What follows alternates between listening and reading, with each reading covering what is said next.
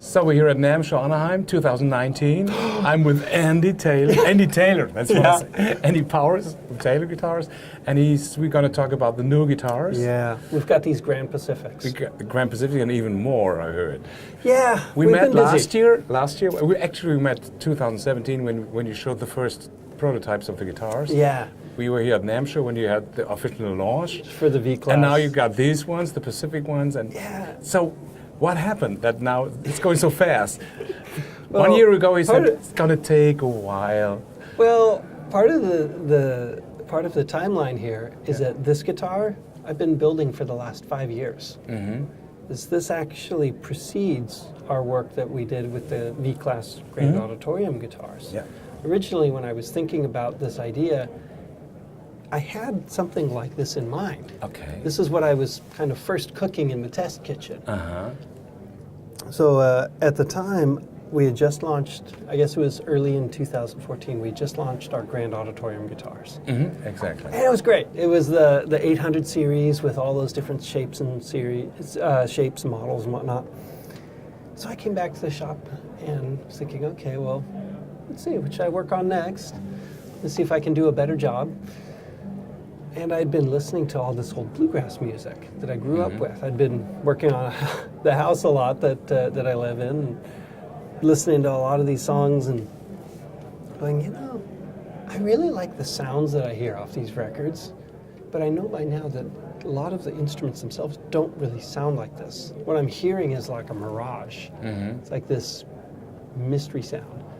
I'd love to build a guitar that actually did that. And so what I knew was building the guitars the way that we could with an X-Brace design to try and correct some of what I would hear as issues with the guitar. If I take away one problem, it adds another problem. Mm-hmm. I'd fix this, and then it comes out like a side effect. Right. And I'd change this, and it alters that. So you have all these little issues, these problems that are, it feels like you're just going around in circles going, well, I can't really win. I can't get what I want. And working this way just won't happen. I need to design something where I can manipulate these different factors with more independence. Mm-hmm. So that's what led to the idea of, well, I want volume and sustain to be separate. I want independence over those.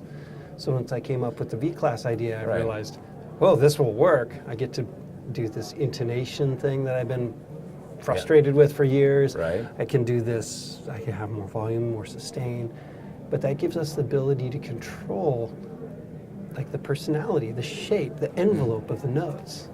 Right. So most of the time people think of a Taylor guitar and you picture this very modern hi-fi sound. Yeah, it's a very high fidelity, it's like a high resolution photograph. Mm-hmm. Exactly. It's a very clear, precise, detailed image. And that's wonderful. Yeah, I love it. It is. It's great. It's crystalline. It's vibrant. It's beautiful. But that's not the only beautiful thing. So I wanted to build a guitar that had a broad note. It's warm. It's broad. I don't want it to be an old sounding thing. Mm-hmm. It's just a different sounding thing. Yeah. Like if I picture a Grand Auditorium guitar, and you listen to that note, it's almost like triangular. It's like a triangle shape. It's very pointed, it's linear, sits right where it's supposed to sit. Right.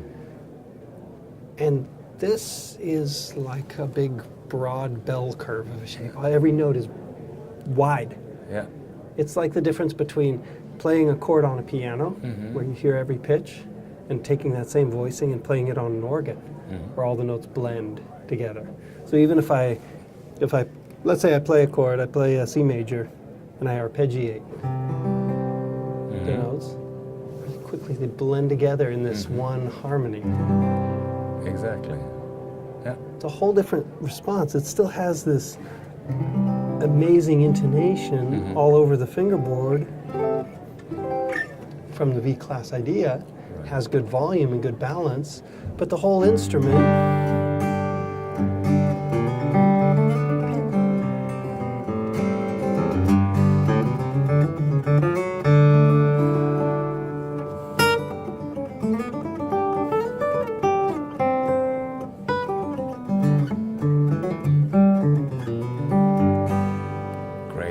sounds big in this Totally dead different. room. Yeah, it's a totally different response. It's Yeah. a different shape for every one of the notes. So we're building these. I love the sound, and when I think of the ways that I can make a guitar better, just make it sound better, make it feel better. It's pretty simple. When I picked it up for the first time, I was surprised about the neck. I said, "This is a big difference, and it's more is. like these players are used to." It is. It's kind of a different idea. We use it on what we call the Builder's Edition guitars. Now that idea is make it feel better, make it sound better. Simple as that. So this you'll see the same kind of chamfered off corners on the edges of the body, but the Builder's Edition concept plays out in different ways, in this case in this neck, right? Exactly. So like you point out, this feels a little different. Most of And the you play different. Yeah, you do. I think so. Most of the time, when people play low on the fingerboard, you wrap your thumb around the neck a bit more. So over here, something more like a V shape, that's super comfortable. Up here, higher on the fingerboard, that's not so comfortable. Because here, you put your thumb in the middle of the neck. So over here, you want something round. So this neck transitions in profile, it transitions in shape as you progress up the fingerboard. As well, it has this rolled in, like fingerboard edge. It's just a different approach. So when it sits in your hand, you think, well, that's a little different than what Taylor's known for. Right. But I like it. Yeah, me too. It's good. And you don't have a cutaway because it's more traditional this way. Yeah, and partly Does it really sound different? It does sound different. it does. It does. In this case, to make part of the sound that I wanted, I needed a symmetrical body. So when you think of a guitar that usually has an armrest, one with a cutaway, that's in it. Both of those make for a slightly asymmetrical body, more so the cutaway. So this guitar is designed and intended to be a non-cutaway guitar to help make this kind of voice. Right. And I think it's a songwriter's guitar. You just play simple chords and you can write songs and it sounds great. Absolutely. You can play lead on it too, but Yeah, I think it just helps you to create something. It is. You know, I see the grand auditorium guitars like that's your, in the world of small, medium, large, that's your medium-sized guitar. Right. It fits a huge, broad chunk of guitar playing population. Yeah. It's your guitar that you can kind of do all these things Right. with. And in so many ways, I see this as in the same spot. It fits a lot of different playing styles, a lot of different types of music, but with a different personality. So if I played it with my fingers, it's a really great fingerstyle guitar.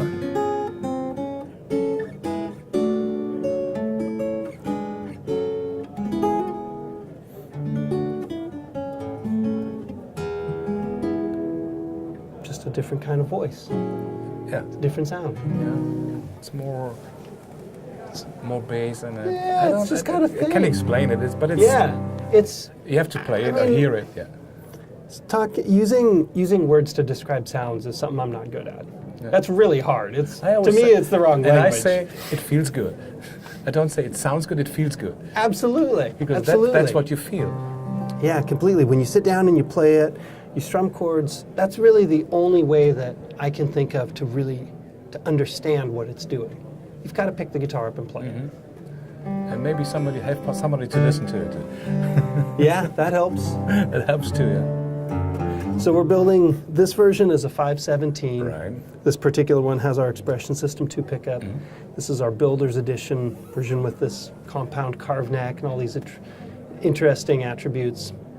Well, one of the other things that we've been working on is I'm bringing the V-Class idea into the grand concert guitars. Right.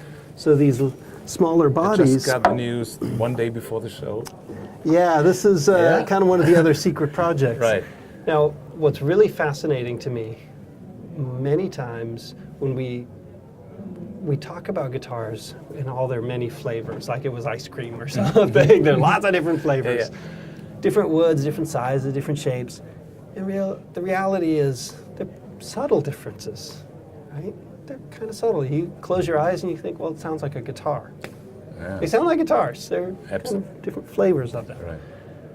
But with the V-Class idea, we get to make these guitars have more unique personalities. So those distinctions become a lot more dramatic.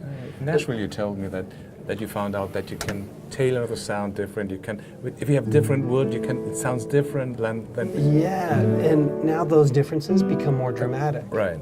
So like even what strings you put on it, what pick you're using, if you're using one, how you play it, all of those make a bigger difference than before. Mm-hmm. So in this case, this is a 512 12 fret guitar.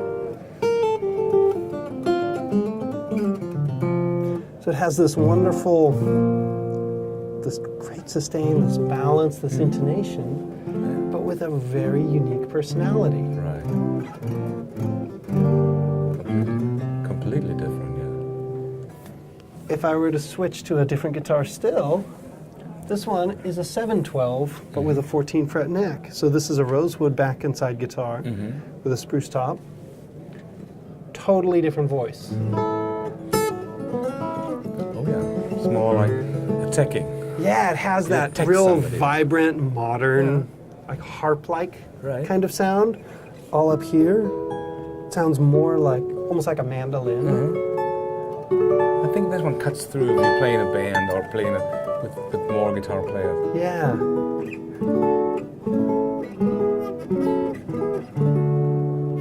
For a fingerstyle player or somebody who might even be playing classical music. Or even, again, a singer-songwriter. Yeah.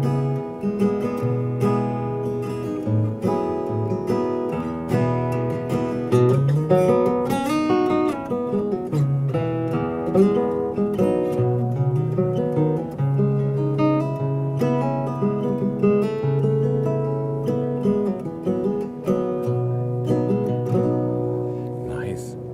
Nice. Totally different voice, but again, a lot of musical usefulness, a lot of sustain, a lot of volume, a lot of responsiveness.